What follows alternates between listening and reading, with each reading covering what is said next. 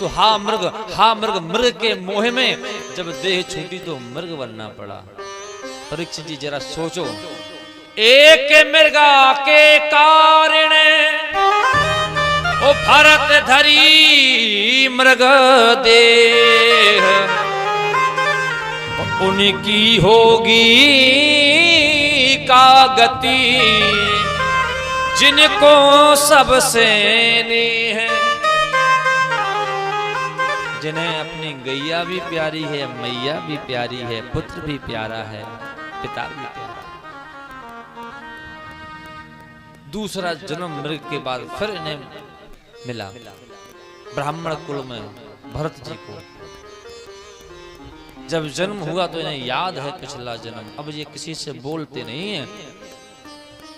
इनके भाइयों ने भाभीयों ने घर से निकाल दिया परीक्षित जी। तभी एक राजा रघुवर है जो ज्ञान लेने के लिए अपने गुरु के पास जा रहा था। इनका कहार बीमार पड़ गया। बोले जाओ जो भी दिख जाए हमारे राज्य में उसको पकड़ लेना। भरत जी दिख गए और भरत जी दिख गए तो भरत जी बड़े दयालु हैं। पालकी में लगा दिया और पालकी ले जा रहे हैं, परंतु भरत जी को कोई चींटी दिख जाती है, कोई जीव दिख जाता तो छलांग लगा देते हैं। तो जब छलांग लगा देते हैं परीक्षित जी तो राजा का सिर पालकी में लग जाता है। राजा बोला क्यों चलना नहीं आता, हट्टे कट्टे हो हैं, धरती पे बोझ हो। चाबुक लेने जब मारने के लिए दौड़ा तो भरत जी आज बोल पड़े, सत्य बताओ बोझ हम हैं या तुम हो। क्या मतलब, हम कहाँ हैं पृथ्वी पे, हमारे ऊपर पालकी और पालकी में तुम। सत्य बताओ तुम बोझ हो या हम बोझ हैं। आज रघुवर चौंक गया, अरे हमें लगता है कोई साधारण नहीं है ये। चाबुक निकाल के मारने वाला था तब तक जनेऊ दिखाई दे गया। अब तो वो हाथ जोड़ के खड़ा हो गया, क्या आप ब्राह्मण हो। भरत जी मुस्कुराने लगे। आज राजा रघु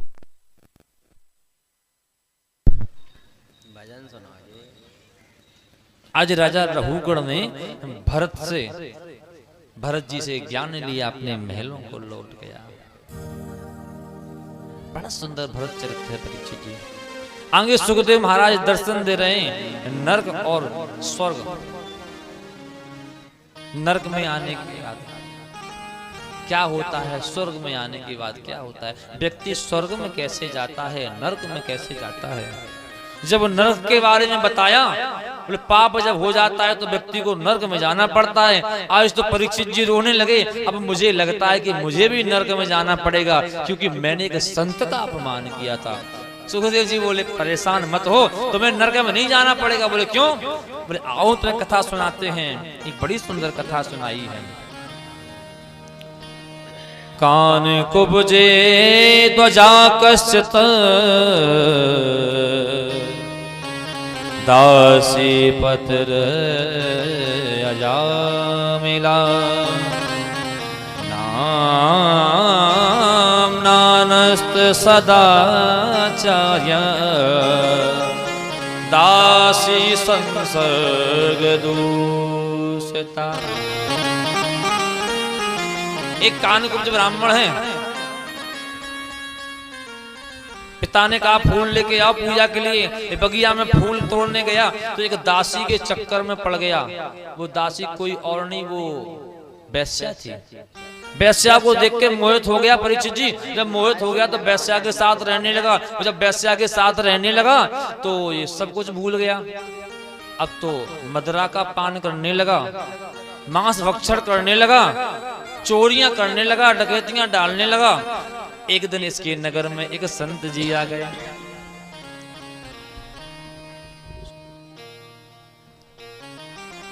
जब संत जी आ गए तो संत ने पूछा नगर के बाहर क्या कोई यहाँ ब्राह्मण रहता है जिसके यहाँ रुक जाएं भोजन, एक रात्रि विश्राम।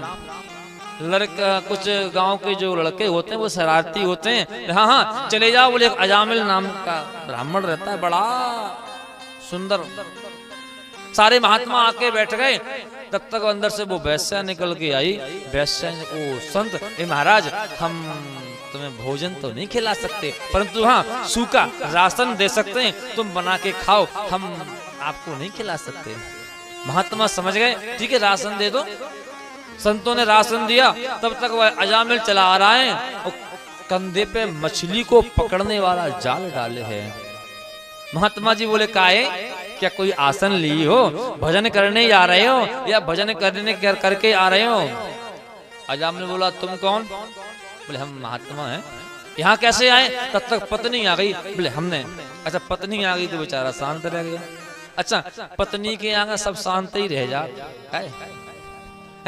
राधे राधे, शांत रहना भी चाहिए,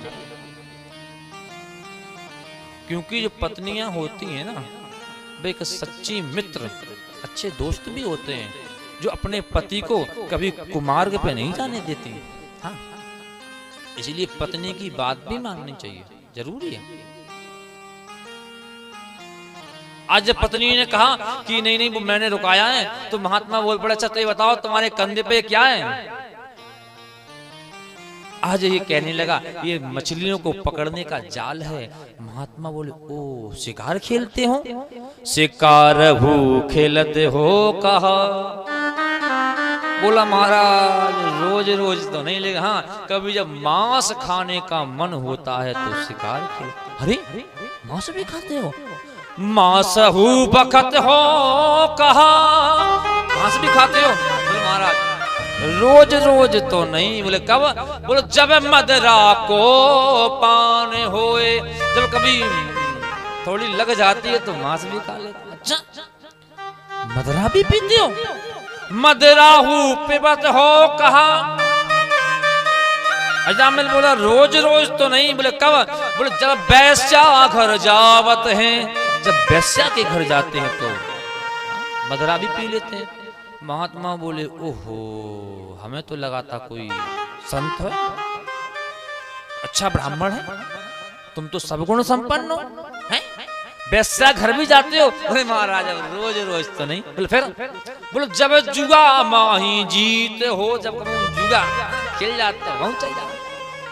जुआ हु खिलत हो कहा। अजामिल बोला महाराज सब बता रही तो का छुपाने, रोज रोज तो नहीं। बोले फिर? बोले जब। बोले कब? बोले जब चोरी कर पावत हैं, जब चोरी अच्छो खासो डाकू हो जाते तो सब कर ले। आज महात्मा जानने लगे। अजामिल रो पड़ा, पैरों को पकड़ लिया, हे प्रभु मेरा पूरा जीवन निकल गया। आज महात्माओं को दया आ गई, चिंता मत करो, जब तेरे लाला हो जाए तो उसका नाम नारायण रख देना। आज महात्माओं के कहने से महात्मा तो चले गए, अजामिल ने अपने पुत्र का नाम नारायण रख दिया। वो जब नारायण रखा, जब इसे दूत लेने आए यमराज के, तो ये घबराने लगा, हे नारायण बचाओ, हे नारायण बचाओ। अपने लाला को पुकारता है, परंतु लाला तो नहीं आया, परमात्मा के दूत आ गए पहले, इसकी रक्षा की।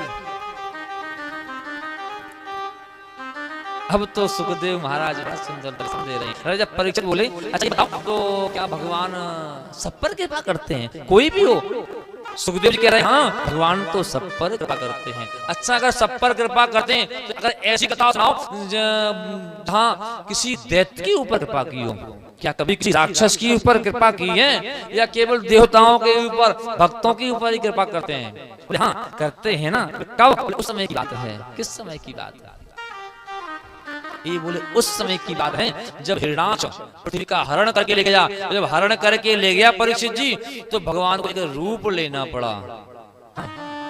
भगवान का एक अवतार हुआ, इस अवतार का नाम बारहा अवतार। बोलो बारहा भगवान की जय। जब बारहा अवतार लिया, हिरणाक्ष का वध किया। हिरणाक्ष का वध करने के बाद पृथ्वी को स्थापित किया। हिरणाक्ष का पार्थिव शरीर इसके महलों में रखा है। हिरणाक्ष की पत्नी रो रही है, मां रो रही है। एक इसका भाई है हिरण्यकश्यप, हिरण्यकश्यप इसकी भी पत्नी रो रही है, लेकिन ये हिरण्यकश्यप नहीं रो रहा। ये कहता काय को रो रही अम्मा, चुप हो जाओ। ये क्या बोल, चुप हो जाओ, काय को रो रही?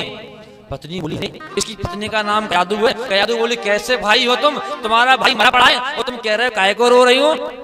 हिरण्यकश्यप कहने लगा ए भैया यहाँ रोने की कोई जरूरत नहीं है। इस संसार में जो जैसा कर्म करता है उसे वैसा ही भोगना पड़ता है। कैसा रोना ये क्यों रोना, ये तो मतलब का रोना है, जिन्हें कर्म कियो जैसो जग में। जो जैसा कर्म करता है उसे वैसा ही भोगना पड़ता है। बड़ी ज्ञान की बात कर रहा है परीक्षित जी, जो हिरण्याकश्यप बड़ो ज्ञान की बात कर रहा है। नेक देर बाद, थोड़ी देर बाद जब बाबा ब्रह्मा की तपस्या करवे को जाए, बताए क्या मांगे? एक वरदान मांगेगा, हम काहू के मरे न मारे, हमें कोई मार ना पाए। अभी क्या कह रहा है? क्या तुमको ये मालूम नहीं ये हाल सभी का होना है। यहाँ जो आया है सबको जाना है। जिन्हें कर्म कियो जैसो जग में, जिन्हें कर्म कियो जैसो जग में, उन्हें अंत समय में निभाना पड़ा। कोई फूल ना बाग में ऐसा खिला, परीक्षित जी, खिल करे ना जिसे मुरझाना पड़ा। अगर कोई खिला है उसे एक दिन मुरझाना पड़ा है विधि का अटल विधान यही। एक कयाधु, जिसे आना पड़ा उसे जाना पड़ा है। जो संसार में आया है उसे जाना पड़ा है। कयाधु को क्रोध आया, कैसे भाइयों भागो यहां से। कोई और होता तो इसकी जगह बदला लेता, अब तो इसे जोश आया। इसने निकाली तलवार और भगवान से लड़ने के लिए गया। कयाधु बोली, ये कोई गाजर मूली नहीं है जो तो काट लोगे या मार दोगे। तुम्हारे भाई को मारने वाला साक्षात वह परमात्मा नारायण है। आज तपस्या करने गया। जब तपस्या करने गया, इधर मैया कयाधु गर्भवती है। जब मैया कयाधु गर्भवती है तो बाबा नारद सब हाल देख रहे हैं कि एक बार इंद्र आए। इंद्र ने देखा कि ये कयाधु गर्भवती है। जब इसका पिता इतना अत्याचारी है तो इसका बालक कितना अत्याचारी होगा। इंद्र ने हरण कर लिया, ले जाके समुद्र में फेंक देंगे, ना रहेगा बांस ना बजेगी बांसुरी। लेकिन बाबा नारद ने रोक दिया, इसे मत ले जाओ, इसको छोड़ दो। इसकी गारंटी मेरी है कि कयाधु के होने वाला लाला भगवान का भक्त होगा। कैसे?